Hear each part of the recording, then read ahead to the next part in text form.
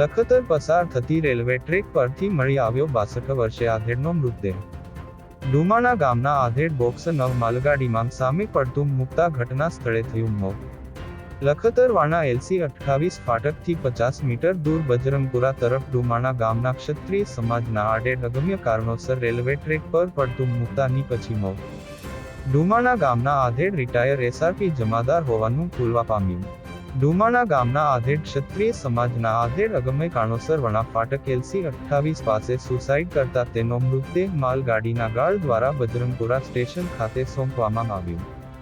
ઘટનાની જાણ GRP police અને લખતર પોલીસને જાણ થતાં લખતર પોલીસના ટીમ ઘટના સ્થળે દોડી ગઈને લાશનો કબજો મેળવી લખતર સરકારી હોસ્પિટલ ખાતે પી.એમ. માટે ખસેડવામાં આવી હતી.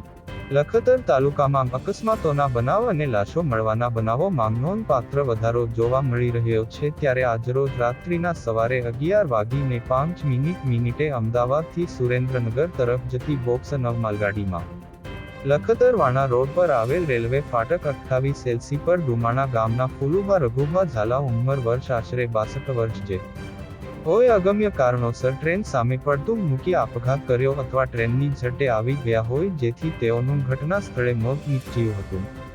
તેઓને બંને હાથ બંને પગ અને પેટના ભાગે ગંભીર પહોંચવાથી મોત થયું હોવાનું જાણવા મળ્યું હતું.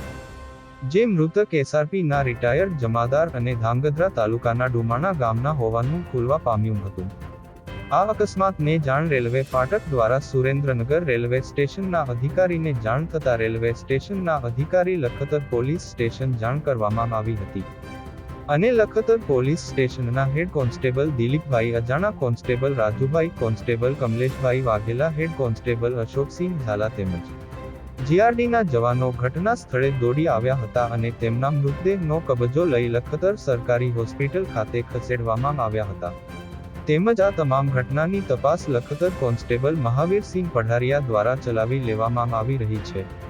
ધર્મેન્દ્રસિંહ ઝાલા, લખતર.